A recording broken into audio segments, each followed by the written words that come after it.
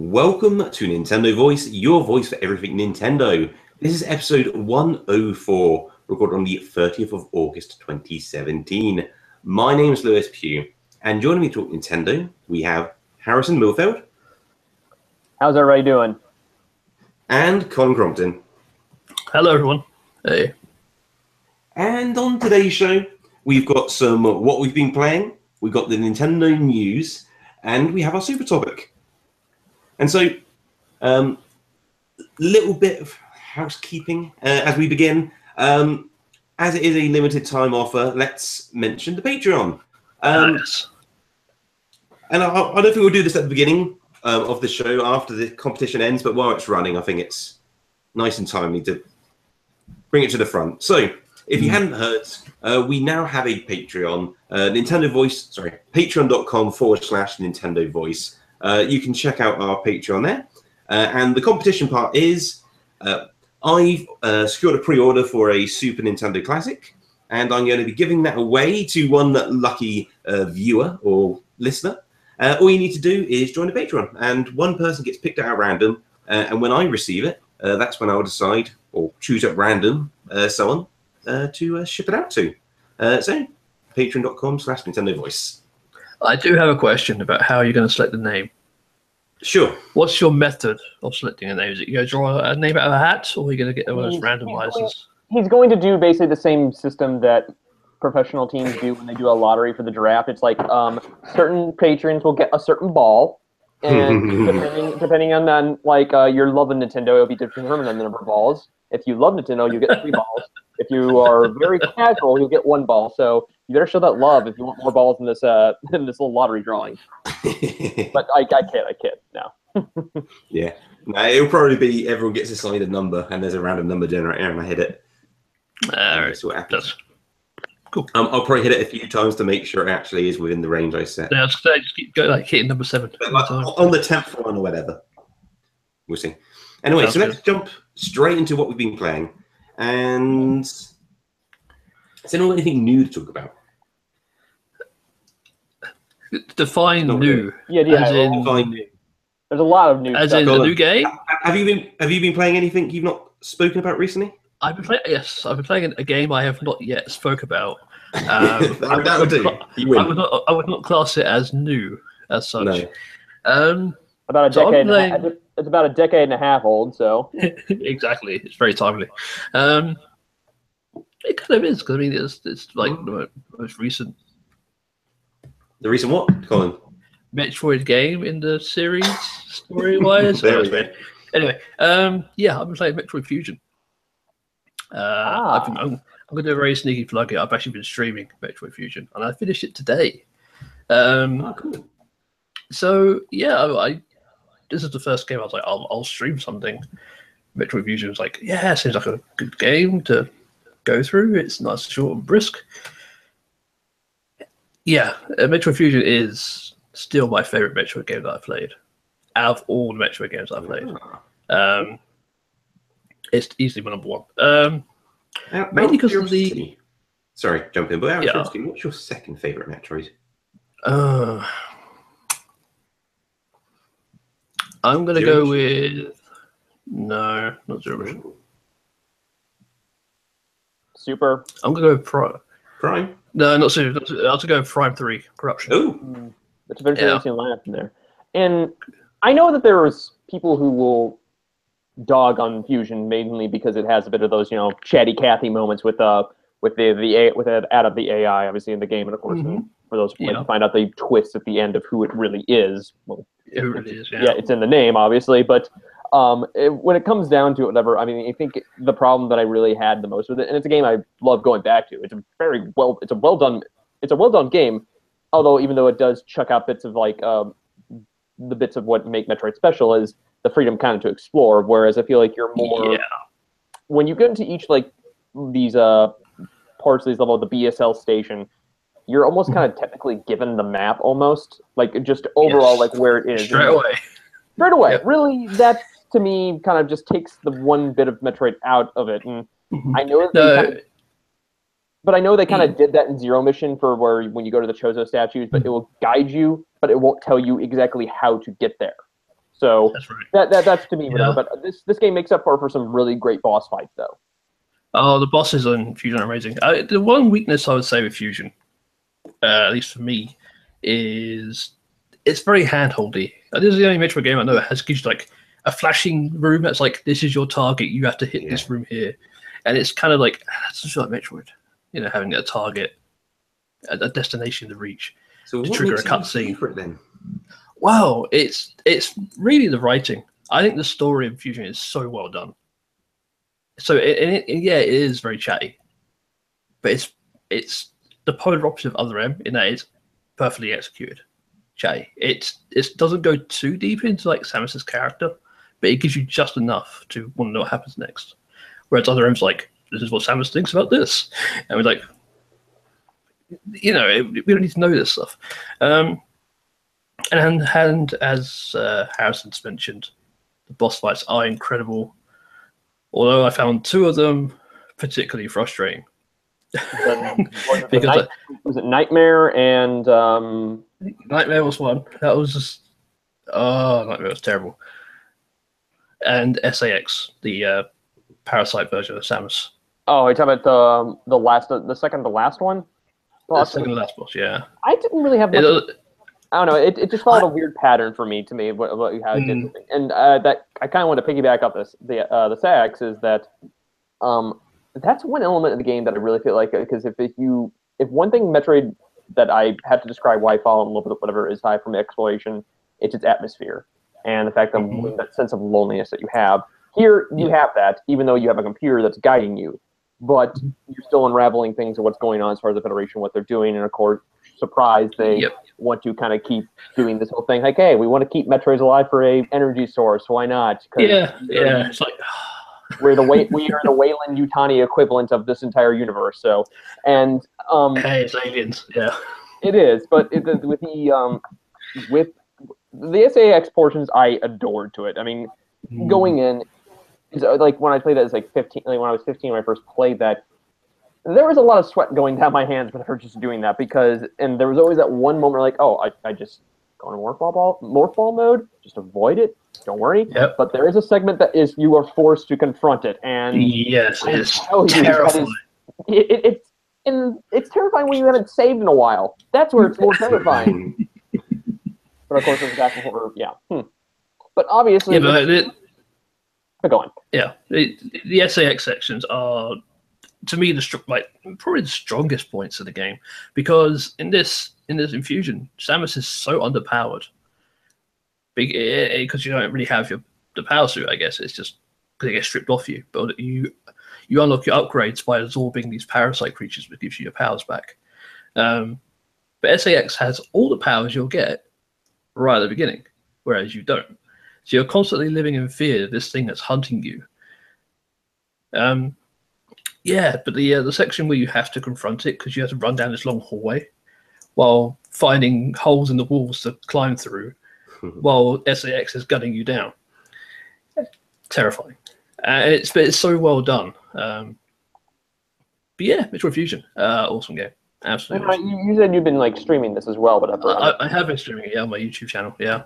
Now, are you you're doing the emulated version on the Wii U, I presume? No, I'm actually doing the emulated version on PC. I do not have a capture card for Wii U, which I really want to get, because I'm using a third-party Xbox 360 knockoff controller, and that doesn't control well when you try to pinpoint accurate shots. It's all over the place.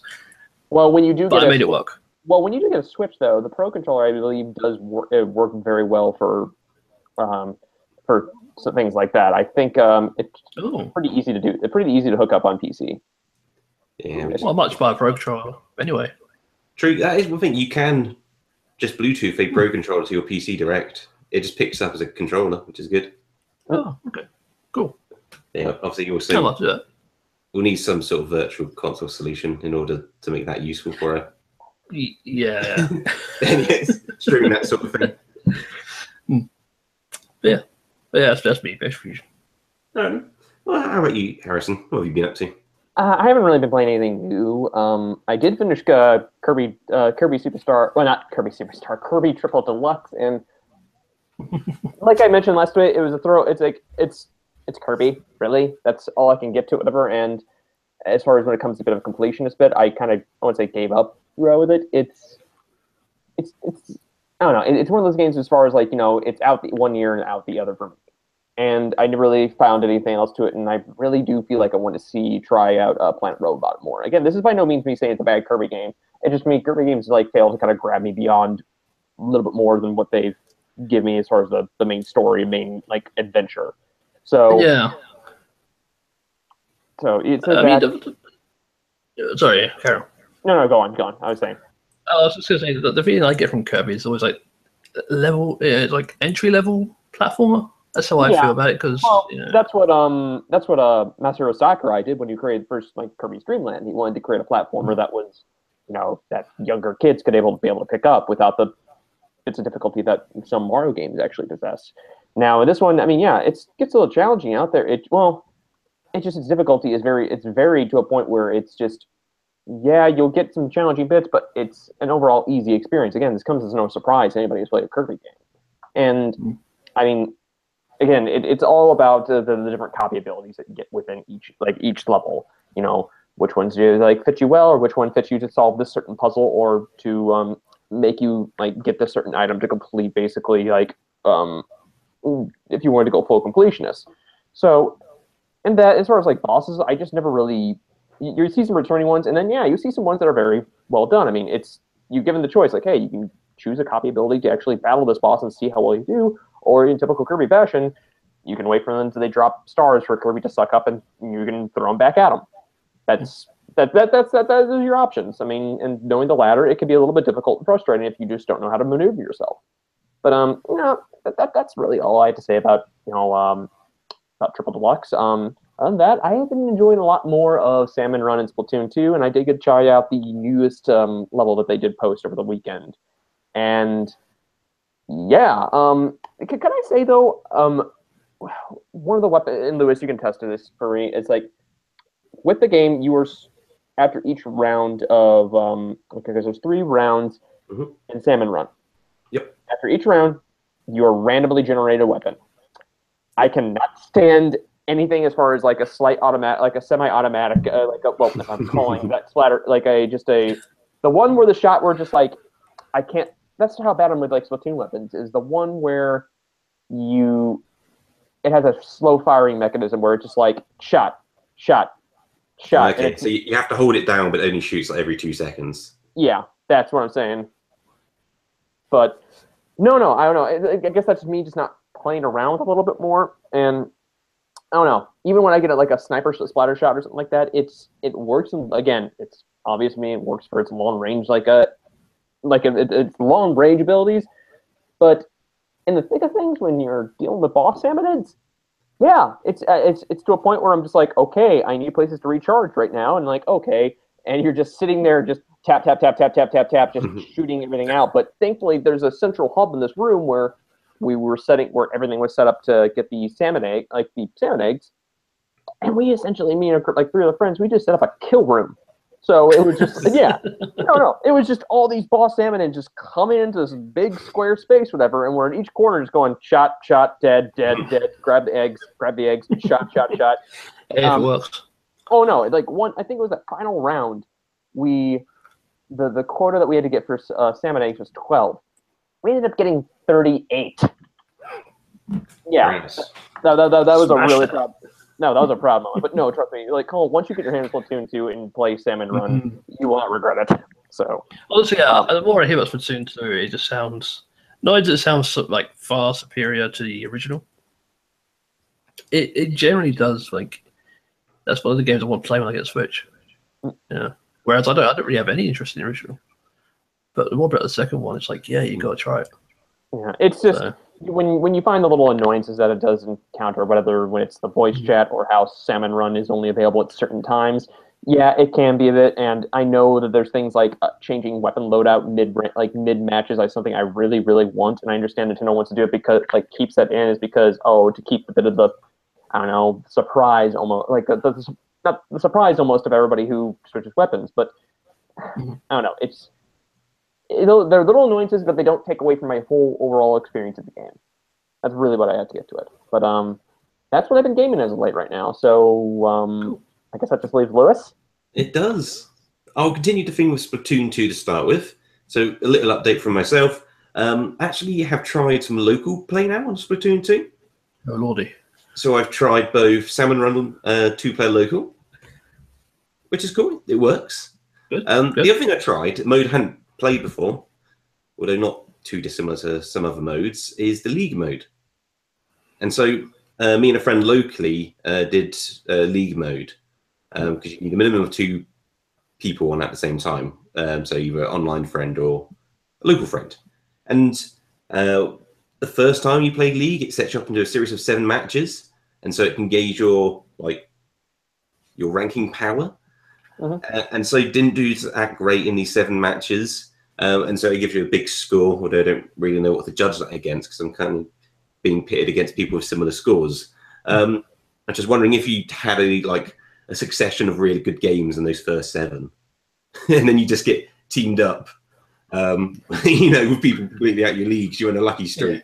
With pros. That could be unfortunate, but I'm guessing it would probably kick you back down quite quickly if you just kept losing. So I'm sure it'd sort itself out. Get back to your own level. Yeah, Exactly. pretty much. And so, just a little update on Splatoon 2. Just wanted to mention that. So yeah, the wireless was fine. No issues there, but it's not too strenuous either, really. Other thing I have been playing is a bit more Sonic Mania. Since the last show, where I believe I said I was on the last zone, that wasn't quite the case. I still had a few more to go. All right. Okay. So the game's bigger than I expected, for one. And also, it does. And that's exactly what it starts doing those later levels as well. Cool. That's awesome. It starts introducing completely new mechanics again, which really took me a jar. Like, some of them are quite Nintendo-y, so in the level design and what you're doing. And it's like, I wasn't expecting this at all. Like, this is a sort of element which, as far as I'm aware, I'm no expert by any means, but I don't believe this has been in any sort of Sonic game before. Yeah, and it did seem more similar to some sort of Nintendo games. And yeah, there's a few cool things. I don't want to ruin anything at all, really, because they're just... Yeah. I do have one question.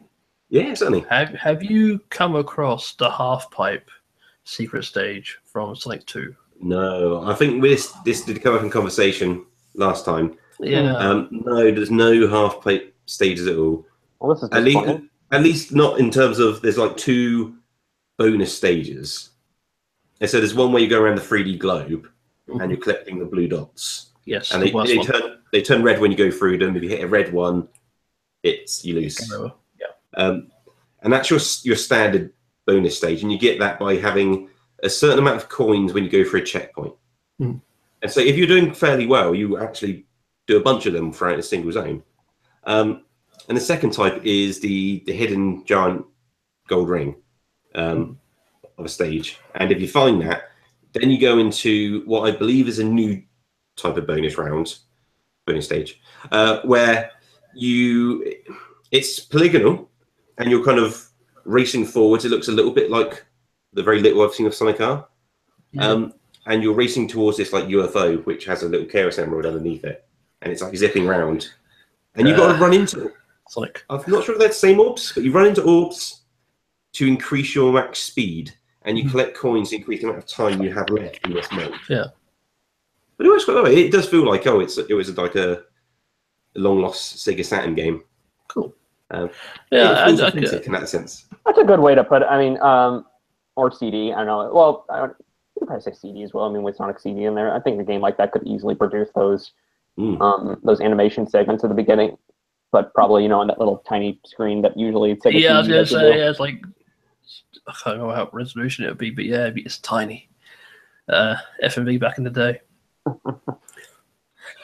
I actually ran into a coworker who actually, we were talking about old consoles that we own, and he was a Sega kid, and yeah, he told me he did own a Sega CD, and I asked him, anytime I asked, you should have hugged him. Well, no, I mean, he was part of that whole range of Sega. Poor soul. Well, part of the Sega fans that really got into, just really were well into Sega, whatever. I mean, he didn't buy it; his parents did. So, I mean, it's not like he was a grown adult and did this, whatever. I mean, it's not like me where I begged my parents to get me a Virtual Boy, and then about a month into it, I was like, oh, this is a bad idea.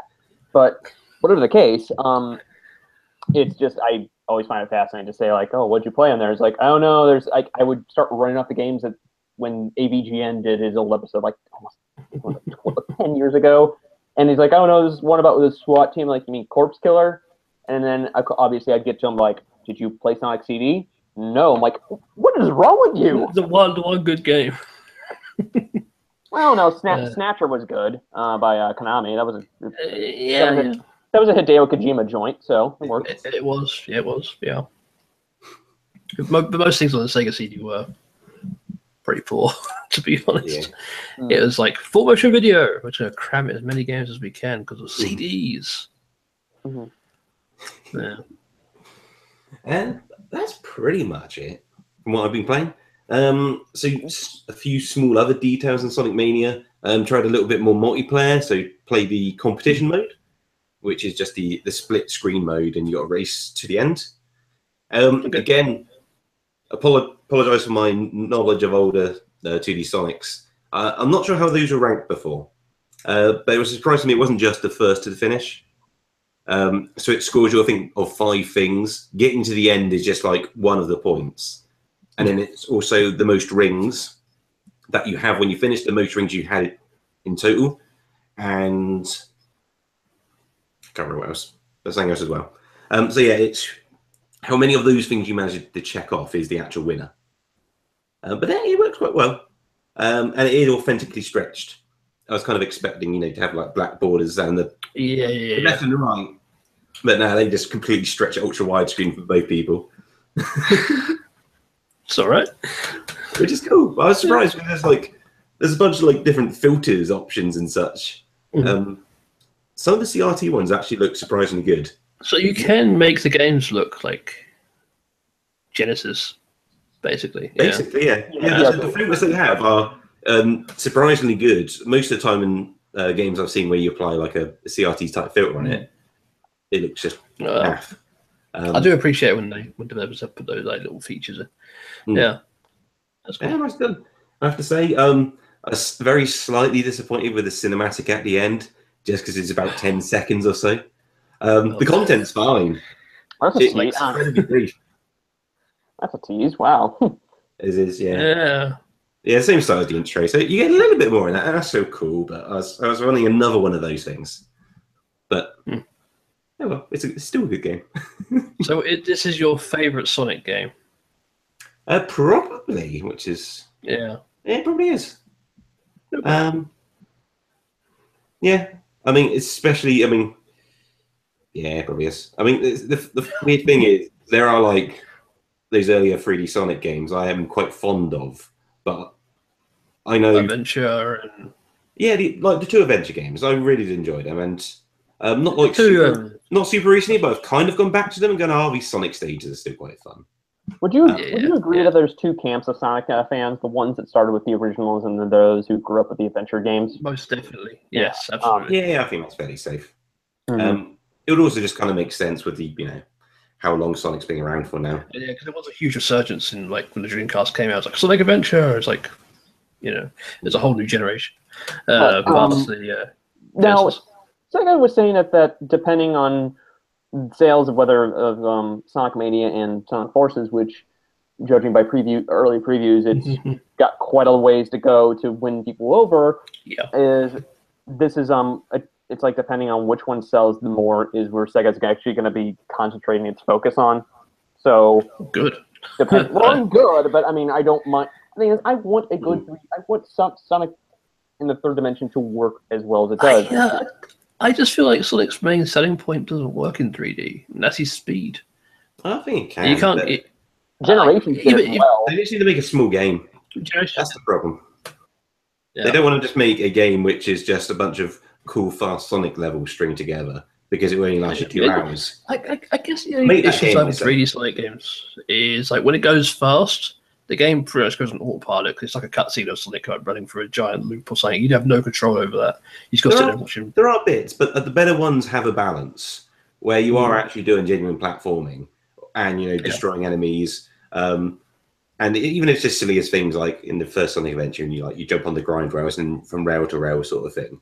Like it wasn't. Yeah, there are still moments I agree where it does take control. You're going over loop to loop, and then straight into something else, and you literally could just take your hands off the controller.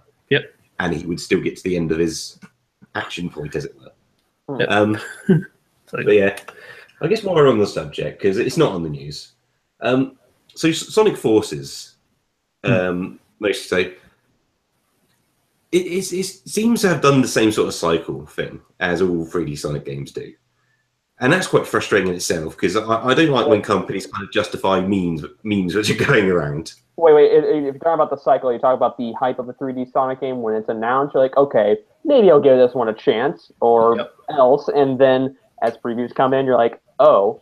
And then the acceptance is something that once it's released. Is that what you're talking about?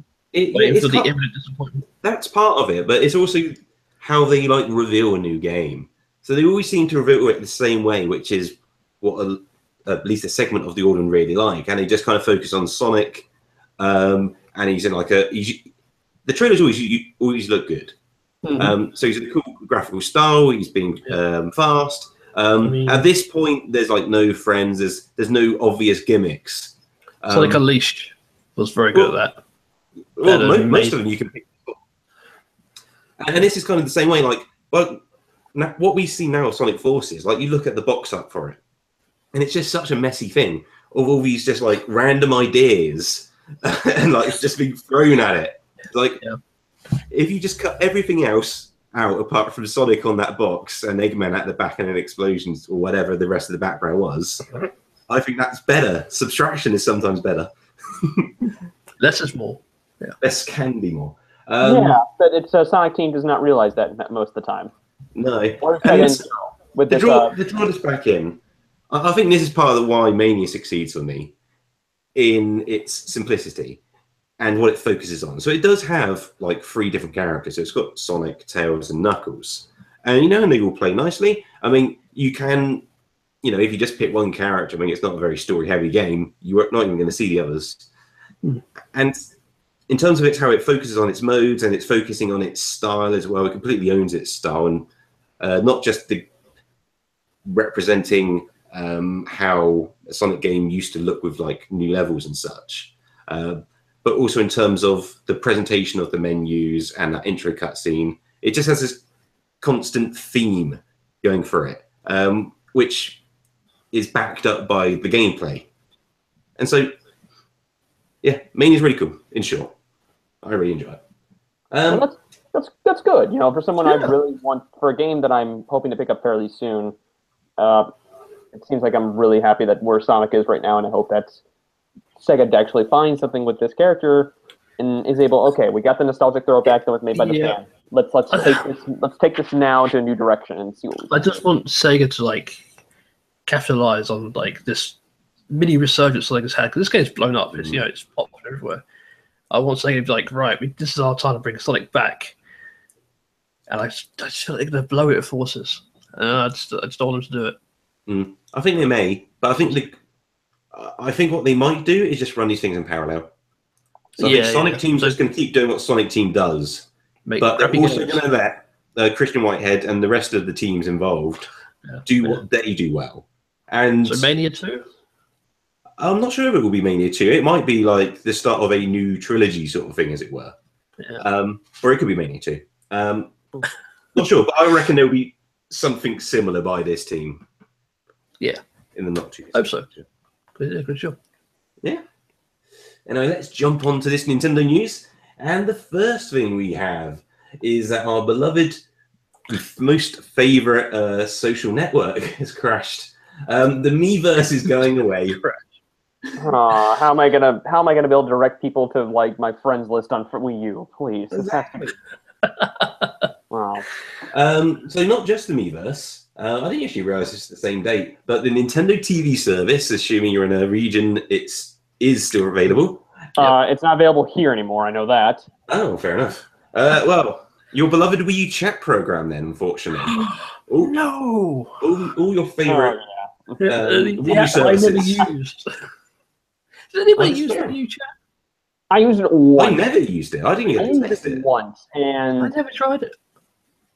No, the only time I used it was like I think the first few months after I had my Wii U, but when it was that barren wasteland of like a few months where I had to wait between the launch and practically Pikmin 3 to play something as far as major and retail, and it's almost like I took the front-facing portion of my camera and smudged it a little bit, and that's how the quality would have been. So, but Cool. it worked. It worked. It just quality was just crap, but it just So it's like sub webcam quality. Great. Wonderful. Colin, you know what we need to do after this show? No, we don't. we are not finding a way to record this like a live chat over like the Wii U chat. We are not doing that, Lewis. I'm sorry. Its time is ticking. We need to take advantage. Time is ticking, man. I apologize to listeners out there who have to deal with this. It's just. I'd be interested to know if like Wii U chat was someone's primary way of actually communicating with people. Because like. Think of all the relationships which blossomed over Wii U chat. There's so many better ways. What you mean? I imagine there's people out there. I imagine somehow there's people where the Wii U was their primary internet device. They browsed on the internet channel. I will say, the Wii U had a very good internet browser, and I thought it had probably the best version of like the YouTube app. It's just when all said and done, is that once you go in between each app, yes, it's painfully. You realize how painfully slow it is. I mean, yeah. So it's always that little caveat though to it. But no, but with Miiverse finally ending, well, unfortunately, you remember we talked about how we kind of wish this would carry over to the Switch, because personally I thought it was like one of Nintendo's better ideas out there, and the way it was implemented in certain games, and that leads me to like. Yeah, and you have so many games that are no longer going to be using this anymore. So, like for instance, with Mario Kart 8, players won't be able to share gameplay videos to YouTube because the feature was connected to Miiverse. Yeah, but like everybody realized that. Splatoon 2, they won't show up at the plaza anymore. 3D World, they won't show up in the world map. Mario Maker, this is where I felt like it was probably at its best, is where you would have the option to turn these drawings or sayings on, like where people either died or where to give you hints. For me, the best usage was Smash Bros. The Miiverse stage. That was a good one. Until it got so it's just gonna be blank now. Yeah. Well, no, they won't be blank. What they will do, because I was thinking about that, is if you do play any of those games which have that feature offline. They're like sample ones. Oh, they're like stock. Yeah. So you have to revert to all the stock ones per game. Okay, fair enough. Which I'm guessing means, so the Miiverse Plaza itself, that would revert to the stock version when you first booted it up. Like, and ironically, it will say things like, "Why don't you hook your Wii U up to the internet?" Oh, I think you can still. Unless they do an update to some of those.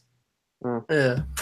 Oh, another one that will be ending, and for something I enjoyed as well, is the Blade report from Xenoblade Chronicles X, and so yeah, that was very helpful to whatever. But I mean, I know at some point we'll probably like do some long-winded thing of like the farewell to Miiverse in the future. But I mean, this did seem inevitable coming forward. But I don't know. But it's just it still feels like the end of an era kind of thing. Like when the DS's Wi-Fi connection stopped. It's like, Well, with this one, I felt like this was out of the mess that the Wii U was.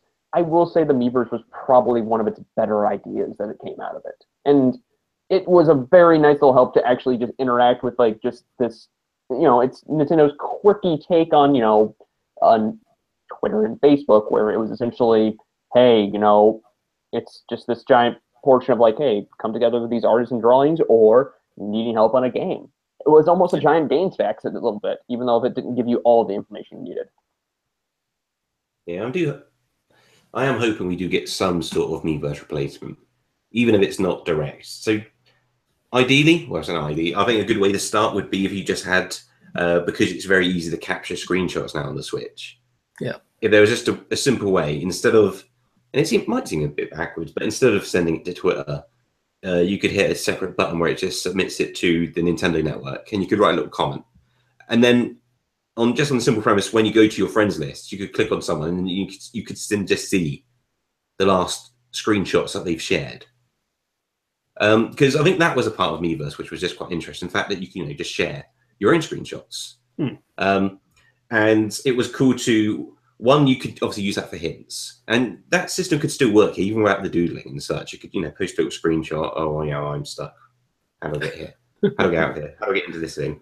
How do I break this pot? And, you could comment on your friends and help them out, or just have a general feed of people. But yeah, it seems a shame for no aspect of this to live on Switch, and I hope the same comes in. And that may have to deal with the fact of well, is Nintendo doing its best to trying to get everything a little bit, everything in order as far as the OS that we have with the Switch, which is simple but does need a little bit more tweaks on there, or are they just hesitant because they don't want to sacrifice that speed of going in between menus and whether it's I think that's the one thing that they're trying to make sure that they don't ruin on there. They don't want to sacrifice content around here for speed on here. I obviously want a Hulu app. We know a Hulu and a Netflix app will be coming sometime in the future. Same with either Amazon. Amazon will go in there. HBO Go is a different thing. It's just, are they trying to find new ways just to tinker around with the OS where this is able to work well without slowing things down? Without becoming a bloated piece. Because we know video is hopefully coming to the capture button. I'm trying to figure out how that will happen on the same button. I'm assuming it'll be something in the fashion of you have to hold it or you press it 2 times or something like that. I don't know. Yeah. Or it just switches, or you're able to switch it. Something like that. It just, but that's the thing with Miiverse though. It's you have those great little bits that are tied to that system, and I felt like that was the only good thing for me to turn my system on aside for the games. I mean, everything else I didn't really bother much with.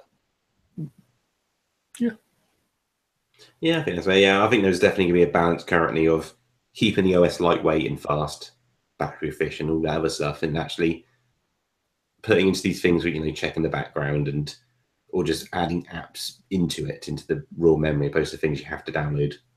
What they should on Miiverse is actually to make a Miiverse app. I'm surprised they never did that. Well, you technically could. Isn't it? Yeah, you technically could, Lewis, right? You could just on your iPhone, you would add it to the homepage and it would have its own little icon. It would open in Safari or whatever. Yeah, you are right. Yeah, it still opens in a browser, but it took the little middle step. Yeah, it would have a custom icon you could save. So it was an app icon, web icon, or whatever they're called. But yeah, it's it's a bit of a shame. It's sad to see the stuff go so soon. I mean, obviously the Switch hasn't been around that long. Usually, even if it's a previous generation machine, the services do live. Yeah, because the DS Wi-Fi connection was well into the 3DS's life. It was still going. I think Nintendo's sorry, you get to cut all ties of the Wii U, and you feel like that was a dark period. We're going to leave that behind us and move on to brighter patches. You can't imagine these services. I mean, I'm no expert, but these don't seem to be the most intensive services, because these aren't things like they're not streaming things themselves like the Nintendo TV service. It's the middleman. It's not actually streaming video to people, is it? That's right. It's essentially your giant TV guide. That's what it is. And Wii U Chat, I mean, if it was a hugely used service, it would be a drain, but it's not. And Miiverse itself, it's probably grown quite large in size, really, but it is still simple images and text. So I can't imagine they're cutting this off, purely because they can't afford to be running this, or it doesn't make sense to. So yeah, you're right. It is probably more of a fact it's done its job. Having it around anymore is not necessarily a thing of strength. If anything, we want to be pushing people gently over to a Switch. We don't necessarily want them hanging onto the Wii U's in a weird way. The weird thing is it's still, it's the 3DS could do Miiverse, so it's and the 3DS is still going strong. So it's true. Yeah, it's very interesting. Yeah, I guess that's quite telling in terms of Miiverse usage on the 3DS, because you would think pretty much, yes. Yeah, if it was being used, you would hold it off, even if it meant holding off on the Wii U thing. Yeah, it's really a kind of strong stuff. And this is just to clarify, this is going to be ending. It's the 8th of November that we will Yes. we will be setting Miiverse off into its little boat and setting it ablaze. I did that ages ago with my Miiverse, so yeah. Yeah, to make sure I make one last Miiverse post as an admin. Why? With my privilege of uploading JPEGs. Oh, ooh. You can upload it and then never see it. Fun I could have the last days of Miiverse. And what damage can they do to me now? I won't do that. Anyway, next up. Lewis gets put on the blacklist. Potentially. Work with him again. Next up, though, from Nintendo UK. The wording here, I'm not sure it's confirmed, but leaked a 3-minute video showcasing various indie titles. Now, Yeah. I have seen the video in question. Mm-hmm. Is it confirmed that this is, in fact, the games from the showcase, as in its entirety, sort of thing? Well, I believe so. If NeoGAF is to be believed, so but this, I think the only thing that would be a bit of a difference here is some of these may be available like immediately, because like when the showcase happens. But we did get an update about Stardew Value. Stardew Valley. Wow, Stardew Value. I hope it is a value. Stardew Value. Value. No, the director of the game said that they have finished it and they're putting it off into the testing phase for the Switch. I did hear this shit. That's cool. So that's good. Yeah. But so do any of these names like grab your attention? well, SteamWorld Dig 2. SteamWorld Dig 2. Definitely. Hollow Knight. What is the other one? War Group. Hollow Knight was coming to the Switch? Wait, what? Did we know Hollow Knight was coming to the Switch before? I don't know. Obviously, some of these we did. Obviously, like SteamWorld Dig, War Groove, Flippin' Death. These all names I recognise from like the last time they did one of these. But there are definitely new names here. The one that I do really am looking forward to is War Groove. It's the that's the one that's Advance Wars. Yeah, basically Advance Wars, but in in a medieval time. So okay. Yes, it is. That's not Fire Which is Emblem. bizarre when you describe it like that. Yeah, because that just sounds like you're describing Fire Emblem. But no, it's Advance Wars, but fantasy. Yeah, so I mean, as I just said, I'm not sure if Hollow Knight was announced before, but that's a game I have been interested in.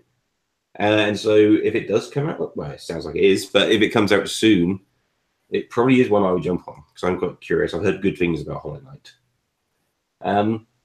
But yeah, it'll be, even though I can see the names of the games here, I'm still looking forward to just kind of watching the presentation itself. Oh, definitely, yeah.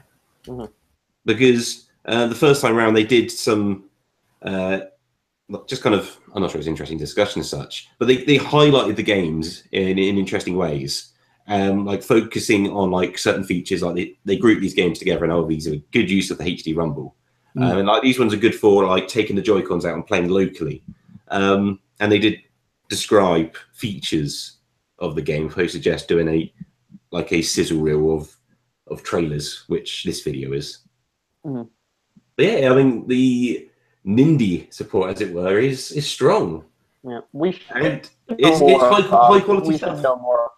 Yeah, we should know more. Well, the day of this podcast's audio version is released, because with the North American version coming out tomorrow, I think we'll probably know more concrete details by then. But Yeah. it seems like NOE decided to all old goof news up, by then.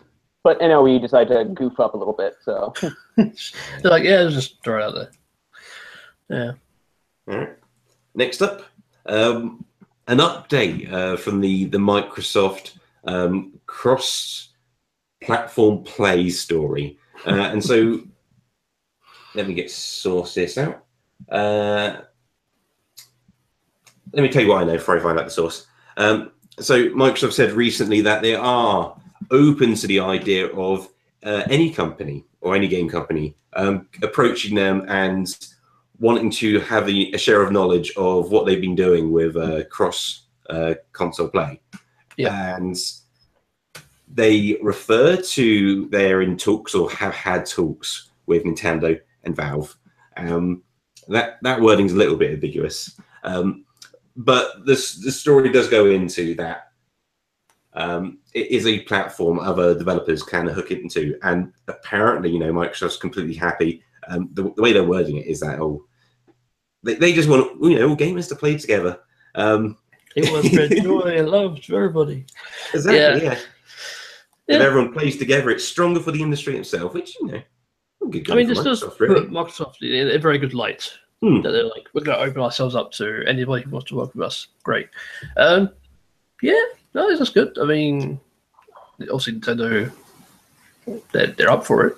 I mean, what is it? In certain titles like Minecraft, Minecraft, using it, and I guess what is the football Rocket League? Rocket League. Yeah, we talked about last week. Yeah. Does that use the same Microsoft implementation of cross-platform play, or is that their own thing? I'm not sure. No. I think originally that was what it was to begin with, a PC, because obviously, I mean, if we had to go back from Rocket League's beginnings, a friend of mine used to call it just car soccer, because it's the reason why, because its first name was the reason why, because its original name was incredibly long. Yeah. And I think for one point it could not fit on the PlayStation Store or even Steam, where the wording couldn't even fit all on there. So you just were like, what is this? So, no. I really do hope more games do implement this, whatever, like this on the Switch as well. I want something to deal with this, is just to open up a bigger environment to play with people on different platforms. Obviously, Sony doesn't seem like it's up for the task for it, but that's a whole good story. Yeah, definitely. So let's extend the question while we're on the topic. Is what game would you like to see have cross-platform play introduced and was on the Switch? Ooh. That's not. I guess a big one would be maybe something like FIFA. Okay. If it doesn't have it already. Yeah, but problem with that though is that this is a custom-built version for the Switch. Yeah, true. Yeah. I'm just trying to think of how they're able to do that with a higher-end version that's on PC, and Yeah, I guess they are running on different engines, so it might be a bit tricky. But the spirit of the answer is fine. Yeah, if you would like to see FIFA, that counts. NBA 2K, maybe. I mean, that's not a custom build. That could work too. So NBA 2K18 could be one as easy. So I'm just trying to think as far as anything that's multiplayer-wise. Is there any multiplayer aspect or whatever, or things to connect with people in Stardew Valley, like sharing towns and what you do? That could work too. I don't think so. If I'm mistaken. I've not played it, so I can't really say. Fair enough. I'm not sure what I'd put myself really. It would seem obvious, just to go for any sort of first-person shooter really. It seems a little generic too, but they seem to be fair play. But I don't know. You would say on anything really, wouldn't you? But yeah, it's the one thing that does need to kind of move forward with this like this. I mean, just to welcome out, knowing with the Switch audience kind of growing by each month, it still is nice to actually interact with other people like that in different consoles. So yeah, we also need to get past this whole idea of there aren't really any console wars anymore. Everyone who owns a console should be able to play someone else on the same game or a different console. There shouldn't be this competition of you can only play with Xbox players, you can only play with PlayStation. It should be all inclusive. Yeah. Yeah. Everything should have an Xbox Live account. It's the only way. Oh dear. Next up, Splatoon 2 has built-in voice chat. This is strange. It is strange. Really strange. So has this always been there for this particular mode, or is it just been unveiled in an update? Apparently, I think it was always hidden away. Fair enough. I read.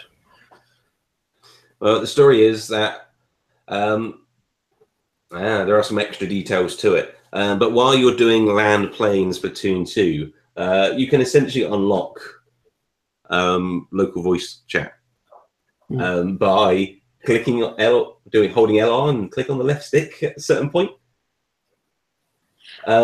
which seems very bizarre.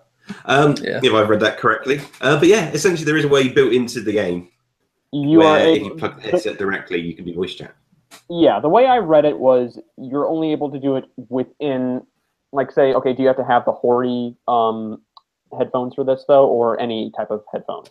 I But imagine any headset would work. anyway, okay. Yeah, I think it's So- yeah. And it works, so they were able to use this during a LAN party. So Yep. this is through different connected switches. Yep. And you were able to only do this, I think, on the lobby. That's it? Or is it during the game? I'm not sure. I think it's lobby only. It might be. I'm not sure. The details of that. I've read a lot of people say this is pretty much pointless if it's in a LAN situation. And I agree with that aspect up to a point. Okay. I think this is implemented for tournament play because I that's think the you're right. only situation I can think of where this makes sense. Yeah, because you're not necessarily But- plugging headsets in at that point. You're just plugging them into Exactly. the audio system. That's right. So So would this lead me to believe, though, that they're hiding something in here, or that it's Nintendo, so most likely. I don't know. I from all my words that we've heard from the app and the horror stories going forward, it's just, is there that glimmer of hope that this is going to get better? My sources tell me no, but it's just this is, I mean, but yeah, I know, Colin, you brought up a good point that this could be just, for that local tournament play or something like that. That's Yeah. probably what it could be. But the thing that really was weird about this, while it's only LAN play, it's not even on local wireless. That's right. Stranger, a strange thing. So I guess this beats the Hori contraption that had all the cords and everything that looked like it resembled a PSVR setup. Yeah. Yeah, seems to have artists in there, but cool to know, I guess. Hopefully they'll. I don't know. I doubt they'll do much more with it. Like, it seems like they're set on this Nintendo app thing. Yeah, I don't think they'll change their mind now. Today. Yeah. So. But what would be interesting to see if this hidden option, is found within more first-party Nintendo games, if they've got LAN play. Maybe. I wonder if Nintendo will release an update that changes the combination, so people don't have access to the local area or the LAN voice chat. Yeah, each game's got its own different combination, how to get in. Yeah. Okay, well, reading through this NeoGAF thread that we have all the information on here, I do like how the first comment after the original poster says, "You got to be squidding me." Oh, jeez. Embrace it. But I think overall, though, I mean, Okay. maybe this will be at some point where it's not a convoluted mess. But We can only hope. yeah, we can only hope, really. I mean, it just seems like interesting new things we're finding about the Wii, not the Wii U, but the Switch is coming out, and it's about all again behind a curtain, it seems. So. Yep. Yeah, I think we need a much better app and some sort of dual audio Bluetooth headset thing. Hopefully that can be done. That'd be nice. Hopefully. Anyway, I mean, it's technically possible. So. it is. I believe so. Yeah, it's again, it's possible, and even though we're waiting for Netflix, but hey, that's a different story. That's different. Whatever. Okay, I'm nitpicking and complaining. I should stop. That's right. Harrison wants Netflix. Yeah. However, that does reach the end of the news, but we do have the super topic still to go. And so the super topic, if you're unaware, this is a Patreon supported feature. So anyone on the Patreon campaign can ask us questions. If we get enough of them, we will put them up to the vote. If we don't, we'll just pick one at random. So if you are part of the Patreon campaign already, please do check out the actual page itself. Chuck in a question, and we'll get to it next time. And on this week, though, from Miss Good Vibe. Hi, everyone. I have an idea for a late August topic. So I would love to hear about which game you guys think is the best horror game on the Nintendo systems, can be any, and why, and how it stacks up against the other consoles and their variation of horror, i.e. jump scares, gore, like hack and slash, suspense, etc. And if you have extra time, I would love to hear about your idea of a great horror game and how it should run. Much love, Miss Good Vibe. Thank you. Well, Awesome. That's awesome. Thank you very much. It's even though Halloween is a little ways away, this would have been really great for a timely topic, but still, we love answering everything that comes our way. Best is like I never did have time to actually think this way through so. I can jump in with some easy ones. I've got some easy ones. Yeah. I got one easy one too. Oh, we might be thinking of a Resi game, I'm guessing then. I'm assuming. Well, at the time when I was so blown away by it, but still it terrified me for it was the Resident Evil remake. That's really one that I feel like it was done to me, and obviously it did introduce me to why I hated the original control scheme that it had. It's got to be nearing at least the top contender for me. The remake of Resident Evil on the GameCube. Mm-hmm. I guess the fact that was, and say was not is, a Nintendo exclusive was quite scary in its own right. I apologize. But so true. But I was never, probably because I was such a Nintendo fan, I was never a huge fan of the Resident games before they landed on the system, so I didn't give them a proper chance. But the remake of the original did surprise me in the fact that there is a really core, solid gameplay loop there. Whereas at first I just thought it was, just the game attempting to scare you and you surviving through it. But I did really, just conserving your ammo, actually the sort of puzzles you would face, the world building it would do, and how you would build up an image of this mansion in your head as a real space you would go to. And then later on, it would start breaking its own rules as you would get zombies going through doors and that's right. may not be safe in a safe space or something. Yeah, that's the thing about the remake. It broke a lot of conventions that the original set in place. Like once you go through a door, you are safe. In the remake, you're not. Yes. I mean, things do follow you. Well, the one thing the remake did get rid of it was they really thankfully re-recorded a lot of the lines on there, and they got rid of that opening live action section. Hey, that live action segment was awesome in the original. You take that back. Take it back. I mean, okay, there were some lines that still get in there. Obviously, you don't hear certain lines like, "Oh, you could have been a Jill sandwich." The best line in the original Resident Evil. If you play the absolute original PlayStation 1, they go up into the dining room and there's green blood on the floor. And Jill kneels down and says, "Is this Chris's blood?" Oh, yeah. And it's like, it's green, so probably not. No, probably not. There is one really bad line that did make it up to the remake, and it was it's an exchange between Jill and Barry, and I think it might be in the dining room a little bit afterwards, but it's where Barry gives Jill a lockpick and says, "Here's a lockpick," and I'm saying this for I'm not saying this verbatim, but here's a lockpick. It might be useful if you, the master of unlocking, are able. It is bad. Really badly written. Oh, it's bad. It still gets into that. I think that one thing but yeah, you mentioned about how doors where you are not safe in these rooms, they can still come into it. It's it doesn't matter. It's like, you better shoot zombies in the head, because it doesn't matter if you just take them down. About an hour later, if you're backtracking just for one moment and you just see this, I don't know, this Zack Snyder / Dawn of the Dead remake with zombie just coming up and trying to chase you, run at you, and it's up slow, and you're like, oh god damn. You're like, shoot. The Crimson Heads. Yeah, they changed it. So in the original, you can just kill them. Once the pool of blood appears, they're dead. In the remake, you either have to destroy the head or set fire to them. Yeah. It's like, okay, cool. Yeah, and again, changed conventions. It's really good. Yeah, I did not know that in the beginning. I remember seeing friends play the original Resident Evil, the PS1, but my own conventional wisdom was like, okay, they're dead, fine, go on. But no. Yeah. Came back, you're like, oh my god.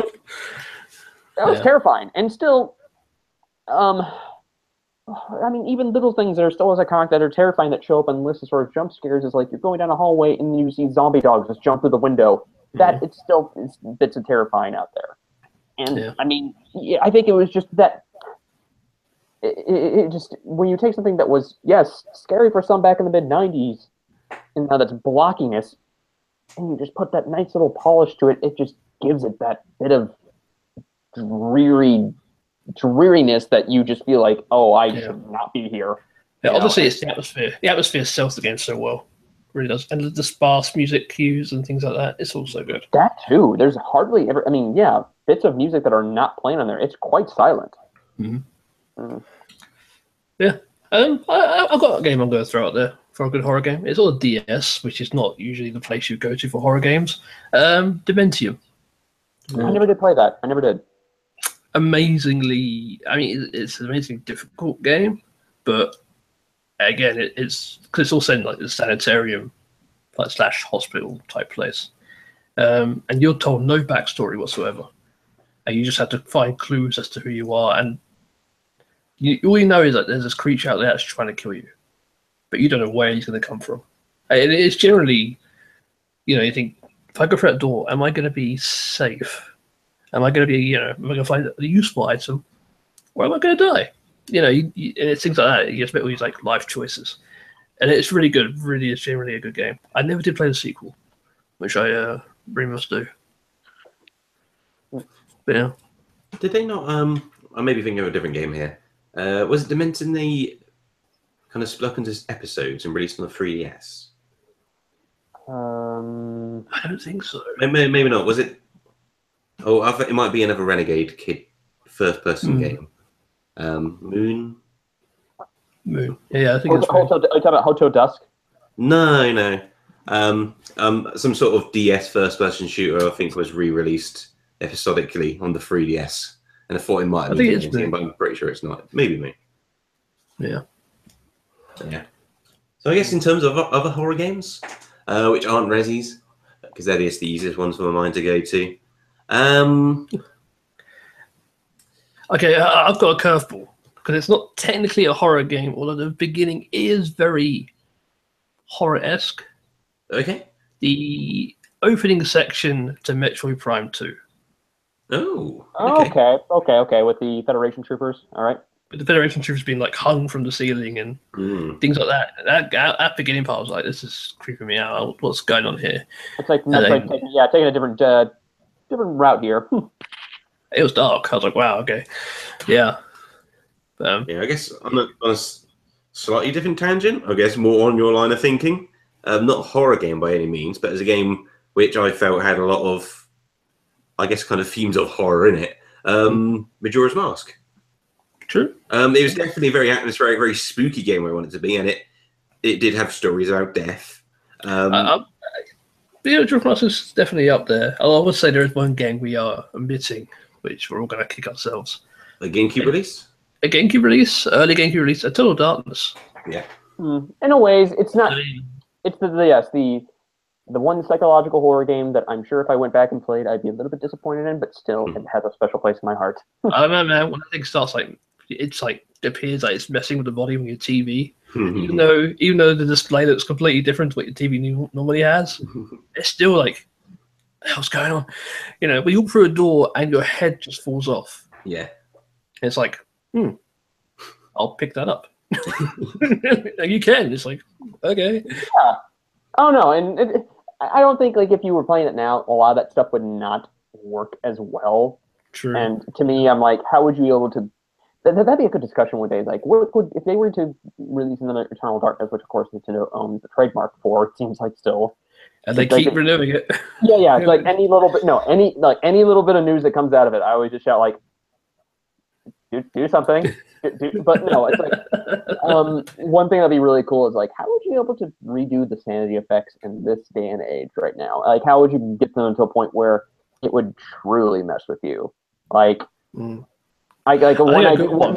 idea I thought would be hey, you're able to connect with your phone or something like this in this game, and it just sends you, or you don't know, the game operates. The console operates right there and just sends you weird messages what's going on. I thought a good one would be say you're playing on the Switch, it puts your Switch to sleep, and you can't wake it up until a certain period of time has passed. How much would that make you panic? Quite a bit. No. But more or less than it saying it's deleting your save file, or it can't read your memory card. Or it could mess with the OS where it's hey, your battery's low, you better save. those are little things that could work. Yeah, the battery could work, actually. Yeah, that's a good one. Yeah, that's a good one. That's the thing, yeah, because as consoles get more complex, there's more things it can play around with. Even on the mundane side, you can have things like controllers disconnecting. You mentioned about the battery, where it could just be like loss of internet, and it pretending like services are failing. Oh, can't sign in, sort of thing. Yeah. Your Switch is being hacked or something like that. That's the thing, yeah. Or you see it deliberately connect up to like someone else's Wi-Fi sort of thing. Yeah. And it plays up on that. It's like Darkness 1 or something like that. You're like, what? Yeah. Or you get like a notification that you've just bought some software sort of thing pop up. And it's like some $49.99. You're like, no, no. Yeah, it's like virtual currency for a game which doesn't exist but sounds like it does. It does, yeah. Like, Happy Farm. Man, we're coming some really good ideas for like the future of like Eternal Darkness. I mean, obviously combat would have. Let's get this guy on the phone. Let's feed him these ideas and get him to make a second one. Yeah, we've got some good ones here. But what was everybody's overall experience with Eternal Darkness? To me, can I say though, I think upon the opening, not opening cutscene, I meant just once you boot it up and it's like it has that quote, that Edgar Allan Poe quote, if I'm attributing that right, and then. What you don't really see much with Nintendo logos, like, with like when you introduce like, publisher logos on screen with games and, it could be either just there or get a little bit flashy. This one, it goes the extra mile for Nintendo, whatever, like, just shows one of those zombies where its eyes go off the screen and then the Nintendo logo pops on there and then Silicon Knight. It's like, this is not regular from Nintendo. Really it is. And to that day, that was the first, Eternal Darkness was the first M-rated game that Nintendo ever published at that time. It was their first one that did. So it's a good one to start with. But my experience with Eternal Darkness was, I mean, when it came out, I didn't really get a chance to play that much, but I played it later on, and I just loved the atmosphere of it. I loved when your sanity bar's going low, how the camera just tilts just enough to think, there's something going on here. I like the combat, the targeting system it had. Yeah, I was like, it's a really well put together game. I just wish I had a sequel. Which would it be nice? We'll never get. Well, they try and crowdfund a spiritual successor. Which failed miserably. And I believe they're still making it, is the official word. We'll see. Is it Sanity's Requiem? Yeah, no, that's Eternal Darkness. That is, isn't it? However, what is it? I bet it's similar. It's like Keepers or something. I can't remember. It's been a while since I've had to look at it. So, any other horror games you want to chuck into the mix here? So, what's the most Nintendo one? Like Luigi's Mansion. I guess. That's the most Nintendo one. That's about as scary as Nintendo gets. Yeah, it's not as scary as Majora's Mask. That is true. I mean, from Luigi's point of view, he's terrified. From Link's point of view, when he puts one of his masks on. It just sounds terrible when he puts on one of his masks. It's like, what is going on? Every single time as well. He's always screaming. It's like, you've done it before. That's my point. Just man up. Yeah, get used to it. I think it's worth mentioning Luigi's Mansion here. So, yeah, we can dive in. Well, Luigi's Mansion, like when it first came out, I think it definitely introduced like why Luigi is the more expressive of the brothers. So that's why he has a personality and Mario doesn't. So pretty much. Yeah. So yeah, I think it was cool. I mean, it kind of shows what they could do in a weird way if they were to pursue like a more realistic horror type game. Like if instead of making Luigi's Mansion, are you suggesting a realistic Luigi's Mansion? No. I was just like, in terms of like some of the technologies they were showing off early on in the GameCube, and they did it by having the poltergust and the blowing of cloth, and there was lots of like physics effects. They had a lot of lighting effects, obviously lots of shadow effects, and obviously Luigi's a very big caricature of a character. He's not realistic in any sense, but you could almost imagine, you change the style up a little and you could plonk a realistic character in that and replace the Poltergust with, your kind of standard generic Torch with that same engine. Like, I feel like if they wanted to, they could have totally made that game. But obviously, Luigi's Mansion is the game they wanted to make. And it's weird how it is this parody almost of traditional horror games. But it's so well done. It is, but because it is made for an audience of anybody, but it's parodying something which is of an audience for adults primarily, at least. That's quite bizarre in itself, but it works. I think Luigi's Mansion has the single best, well, probably one of my favorite bits of animation is when he unlocks a new door and you just see the hand come in. It's so perfectly timed. It has that little shiver to it, little shiver, yeah. It's just wonderful. Very, very charming game. I'm just trying. I don't think there's much more horror games, really. All right. Well, I'm sure there's more we're missing. Let's jump to the second part of the question. And so, how do our favourite horror games on Nintendo systems compare to the horror games which can be found on PCs or other consoles? They generally don't. In a way, I think that's why my brain went to PCs, because I feel the horror scene on PC is a little bit different to what we see on Nintendo consoles. Yeah, with all the like Five Nights at Freddy's, things like that. Yeah, not just that, but a lot of it is like purely first-person focused. Very much. It's more wandering around and than it's more exploration based and combat based. Exactly. And building up an atmosphere. Yeah. And we've not seen much stuff like that. I guess the other sort of things, so horror series, I really liked Dead Space. Oh, Had an entry on Nintendo, but it wasn't traditional. Well, we did have Extraction. Yeah. Extraction was good. That's it, yeah. In terms of and one game I'm going to be playing really soon. It came out 3-4 years ago, and one that I really want to try out in VR, like so badly. Like a friend of mine has an Oculus, and it's Alien Isolation.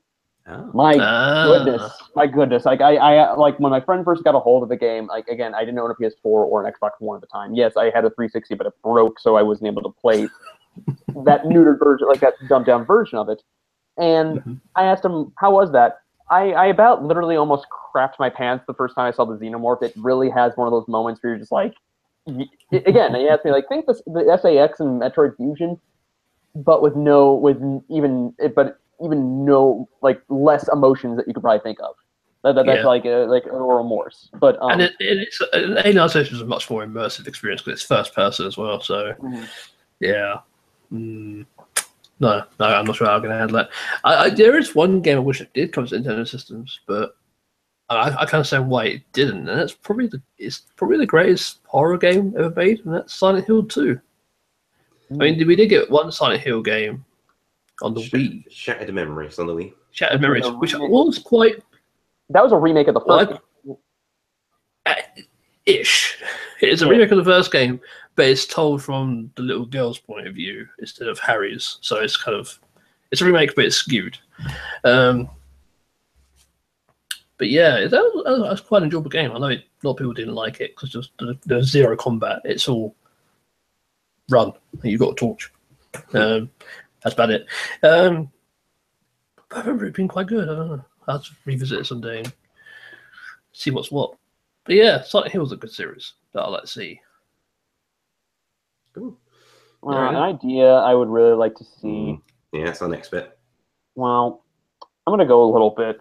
I wouldn't mind. I mean, we got a little taste of this in Metroid Zero Mission. And I'm not saying this is a bit of a horror-esque whatever, but I would like to see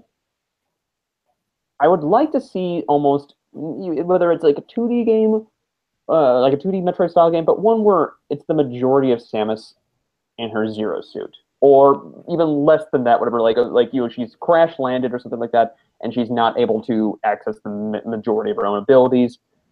And in the way I'm kind of describing this, she's in an alien home world, like a world, whatever, and has to fend for basically bits of survival. And the way I'm describing this is almost like Tomb Raider, like the recent ones, a little bit. But I think that there could be ways to actually kind of put that into a different, to separate itself, even though it's like, yeah, you have two female protagonists and ones that are basically almost alone in the wilderness. But I would really like to see something in that kind of variation. Sure, it goes against what the code of Metroid is, but still, you could still put things in there as far as exploration and survival and atmosphere, but without the classic, without the classic abilities that Samus possesses. That's an awesome deal. Yeah, that sounds good. I would like that idea. I think that would, if you were giving that to somebody who's able to, I mean, I'm sure, the first shop is like retro, but still. I get retro. Yeah, you want to do this? I mean, after Prime 4, I mean, I don't know how it would, but I would really like that. It'd be like a lost mission of some sort where she's, I don't know. I feel like that would give a little bit more inner monologue to herself. It's like even like learning more about her. And I know people will be so against that given their stance in Other M. Yeah. But I think you could do something really well if it's just her. Yeah. I think there was an issue with Other M. It was done poorly. So yeah. I don't know. I'll put my ideal. A great horror game. Honestly, it's just Silent Hill 2. Is there anything else going from my head right now? You just want a remake of that? I don't know if I want a remake, because remakes tend to be. Or would your remake be Silent Hills? Would that be? Oh, yeah, it would have been, honestly. I was looking forward to that. Having played PT, and that PT is the scariest experience I've probably had playing a video game. I was watching. I watched a friend of mine play that demo, and I was a little bit loaded from a bar whenever it came over, and I was freaked out just by the whole experience. Harris was like, the room is spinning. I don't know what's going on. Yeah. But PT was awesome. And when Konami cancelled it, I was like, I can't forgive you for that. How could you? And then they turned Silent Hill 2 into a freaking pachinko machine. It's like, what are you doing? Pour one out. Yeah. That's the true horror story here, folks. But yeah, I'll see. Just Silent Hill 2. Shall I put it on Switch? That's all you need. That's the perfect horror game. Cool. Well, if we're simply borrowing from other franchises, what I'd like to see return, I did mention it, another Dead Space game. The third was just a bit disappointing. 1 and 2 were really great. I would like to see them carry it on. You don't I think there's enough good in that series. I'd take another Extraction. But I mean, I'm more after the mainline game here. I feel there's a lot more good in that series than bad. I feel it still has. People still feel fondly about the series. I mean, I did drive it into the ground. It's the Dead Space series. It got too actiony, I think, with the last ones. They were good. I thought they were. Well, I think that was just the third. I think people do feel fondly about 1 and 2. So I feel they would give 4 a chance if it was announced. Honestly, I never got into the Dead Space games, so I thought they were terrible. Oh, fair enough. Oh, God. Yeah. I did feel it was just kind of like Resi 4 in space with a limb cutting mechanic. It didn't do it for me. Fair enough. Yeah. That was cool. And the other thing is like going back. Like, although Resi's pushing forwards and finding success with it, I would like to see more of that remake type gameplay. I know like the tank controls put a lot of people off, but I feel like those earlier games have enough of a legacy where if they just made a direct-to-download type game, I'm sure it could support itself. See, I'm not playing Resident Evil 7 yet, but Resident Evil 1 through the 6 still have tank controls. It's just Resident Evil 4 onwards, they just put the camera behind the character. Yeah. It's still rotate, turn. I mean, you can turn while walking. That's different, but yeah. So maybe that's the way you could rectify it, where you could have a mode where each room you have like fixed camera angles, like in the originals. Yeah. But if you want, you can just possibly play it with the camera always behind you. Yeah. And the controls would be identical in that sense. Yeah, pretty much. Yeah, actually might fit both fan bases quite well. They should have done that earlier. That's what I would like to see. I wouldn't mind. You can give that first person in there now, I guess. Area we live in. I think that covers it though. Yeah. For a horror game conversation. Yeah. So, yeah, You got Luigi's Mansion in there, so I'm happy. we did. Yeah, we talked about its scary, door opening sequences. Yeah, man. That's where it's at. So yeah. So thank you again, Miss Goodvine. And yeah, if you'd like to send in your own super topic question, head over to patreon.com/NintendoVoice and chuck in a question. And actually, let's take us to the end of the show. Can you believe it? You can. Fair enough. Oh, you just seen the time. I have. Running that smooth hour-and-a-half schedule. And so, like we do at the end of the usual show, let's go around the three of us and give out our contact details or any other details we'd like to give out at the end of the show. And Harrison, would you like to go first? Sure. Does anybody want my Miiverse handle, or is that just too soon? There's still time. Well, not dead yet. Well, got a couple of months. Well, if you want to just shoot me up a friend request on Miiverse for any possible, any reason whatsoever, just to say you did it, you can reach me at Hybrid Meta. That's essentially the Nintendo Network ID that I do. And if you want me to friend me on Switch, it is pinned to the top of my Twitter profile, which is H Milfeld. So you will find me there. I'll be able to, hopefully in time for the upcoming Splatfest. Which, by the way, I have to ask, which team are you, Lewis? I'm Team Flight. Ooh, I've not actually chosen my team. I've kind of just walked past the sign a few times. So it'll probably be Invincibility, but I'm not committed yet.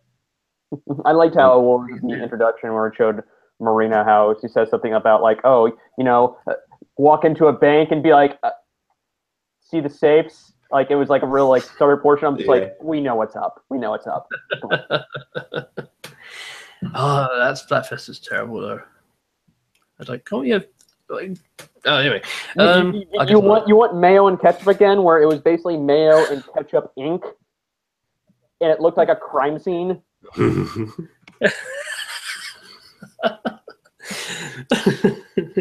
I think it's interesting, but it was. I suggested when they did Invisibility, I suggested the idea wonder if I can implement transparent ink just to be.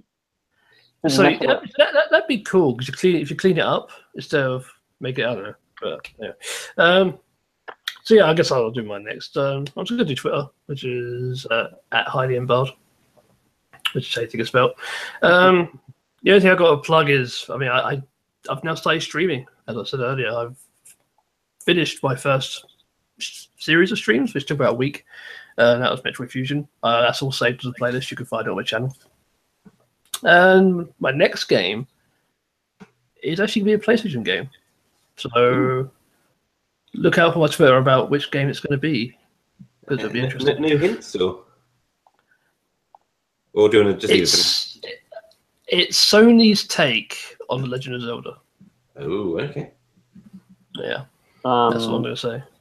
Okay, I'm drawing. I think I may have a good idea on it, but yeah. All right, we'll leave it there for them. For myself, if you want to get hold of me, you can find me on Twitter, Leuvision, Leuvision. And that's about it for myself. What I will say, though, what we are planning to do for next week's show is I don't actually have the name here. The WoW Tournament 2017, or the WoW Championships. And so this was the patron entry by Lewis Lloyd Judson, who also provides the art for the show, who gave a very detailed accounting of what the WoW Championships entail, how we should turn up, and how we should proceed. It should be very interesting. Definitely one to watch out for. I think it's going to be an incredibly unique podcast. So it's not going to be one to miss. No one else has ever done this before. Yes. No. It could be our longest show. It could be our shortest. I love the fact you said the World Championships 2017, as if we're going to do 2018 next year. Well, no. That was the wording. That wasn't my interpretation. The problem is, though, because we set up this platform where people can, submit their own things. Obviously, if this is successful, people enjoy it. I'm sure 2018 championships will be announced and detailed later on for us. Yay. Looking forward to that. But reaction, but this is one. Well, I guess technically no one did. Well, not no one, but it didn't win the votings. But it definitely got enough votes. It's worth doing. It was a very close one that round. The interest was there. Yes. Yeah, well, that's your little tease for next week. But for now, thank you for sticking with us once again. This has been Nintendo Voice. Thanks for watching. See y'all later. Catch you all next week. Good. Yeah, take care, guys. See you later.